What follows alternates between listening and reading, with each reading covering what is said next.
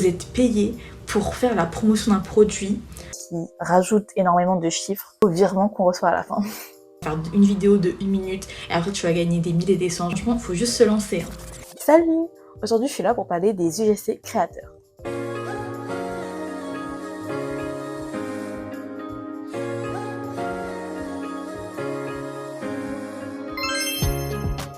Désolée pour le micro, genre c'est un peu bizarre qu'il soit comme ça, mais sinon on m'entend pas, donc le plus important c'est ce que je dis et pas comment je suis, donc bon. Ok, du coup vous aurez constaté que là ma tête c'est pas trop ça, du coup en même temps que je vous parle, que je vous explique, etc., je vais préparer un petit peu, genre histoire d'être un petit peu plus apprêtée. Donc déjà, excusez-moi, mais comment je peux être prise au sérieux avec un petit nœud lilas sur la tête? Enfin bref, mais c'est nécessaire. Parce que déjà j'ai bien fait mes devoirs, j'ai mes petites notes dans mon carnet effaçable là. Déjà commençons par qu'est-ce que c'est l'UGC? UGC Creator, c'est un mot anglais, c'est l'acronyme de User Generated Content.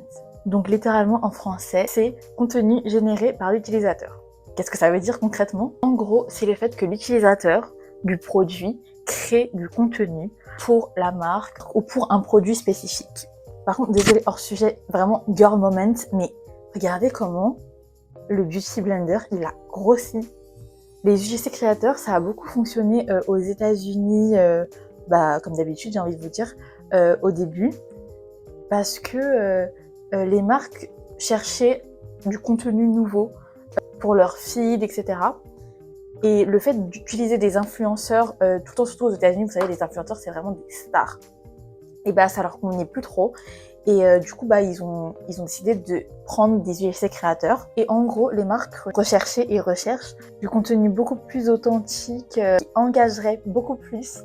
Du coup, les marques en ce moment, et puis même ça fait un petit moment maintenant, aiment bien se tourner vers des UGC créateurs pour leur contenu. Parce que déjà, c'est beaucoup moins cher qu'un influenceur. Vous vous doutez bien qu'un influenceur, on paye son influence, alors que UGC créateur, on paye son travail en fait. Voilà. Je dis pas que les influenceurs, on paye pas leur travail, mais le fait de l'influence qui fonctionne énormément et qui rajoute énormément de chiffres au virement qu'on reçoit à la fin.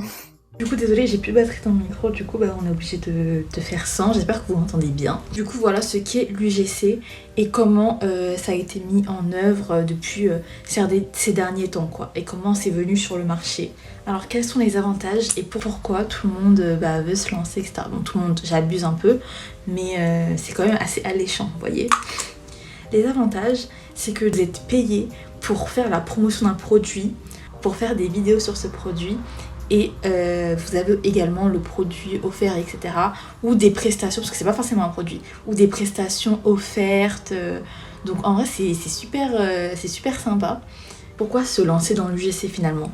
Moi, je vais vous parler de mon expérience personnelle et pourquoi j'ai voulu me lancer. En fait, j'ai toujours aimé prendre tout en photo, prendre des vidéos, me faire des souvenirs, etc. Et aussi, mais ça je pense que je suis pas la seule, faire l'influenceuse dans ma salle de bain ou en story privée. Donc ça c'est ma passion. Genre expliquer tout, de toute façon j'adore parler. Donc ça a tombé bien finalement. Je vais pas vous inciter et vous vendre ça en mode ouais, tu vas faire une vidéo de 1 minute et après tu vas gagner des milliers et des cents, genre pas du tout. Ça peut arriver, en fait, ça peut arriver, mais il faut vraiment travailler. Après, ça a pas l'air comme ça, mais il y a quand même une énorme charge de travail derrière. Parce que finalement, un UGC créateur, ça va être lui qui va déterminer son temps de travail. Enfin, c'est vous qui gérez les plans, le montage, le script parfois.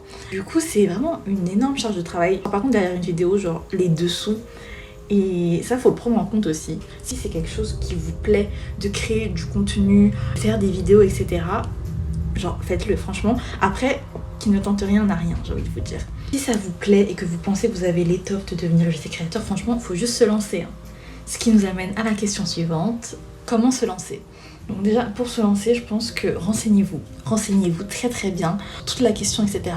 Et n'hésitez pas aussi à aller voir les commentaires, les articles, les vidéos des personnes américaines, anglaises, etc. Parce que eux, ils ont quand même une longueur d'avance sur nous parce que ça fait plus longtemps qu'ils sont immergés dans ce domaine-là. Pour se lancer, il faut vraiment beaucoup se documenter parce que moins on se documente, plus on va être déçu à l'arrivée. Et ça, c'est pas ce qu'on veut, parce qu'après, ça va nous desservir sur la durée, vous voyez. Et après, ça mène à l'abandon. Après, on peut abandonner. C'est pas très grave d'abandonner si ça ne nous plaît pas.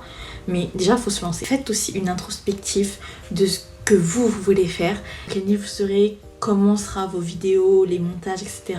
Des montages dynamiques ou plus des voix off. Après, il faut être assez polyvalent quand on est UGC créateur.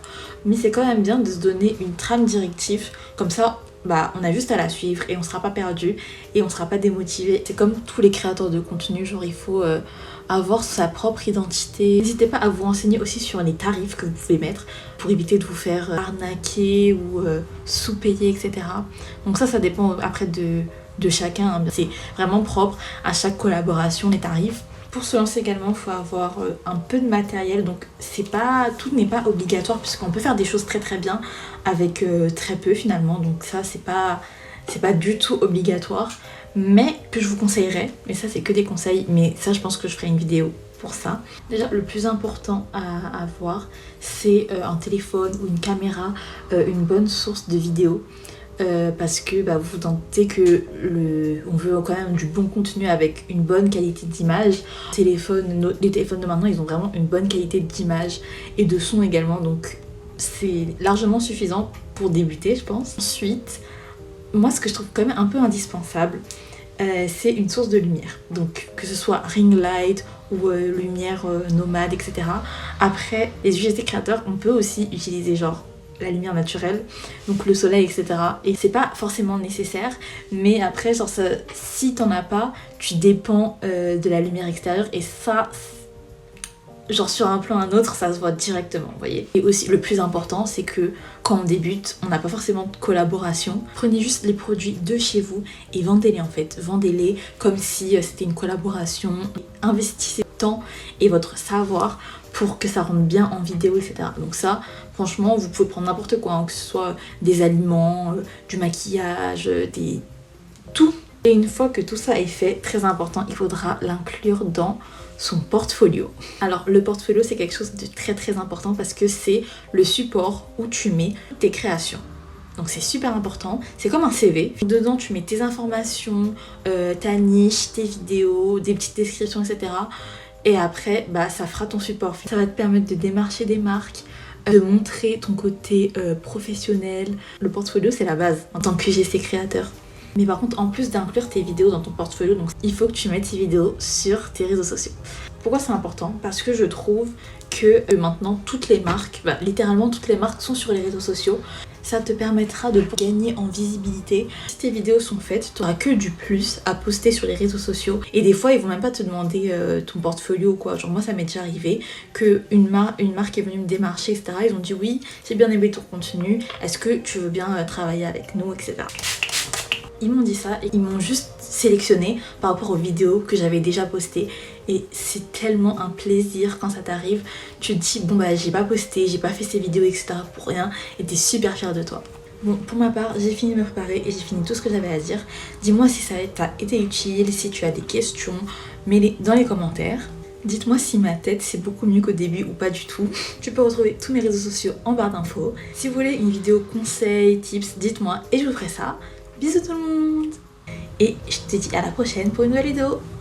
Pas croire que j'ai passé le pas là, je suis choquée.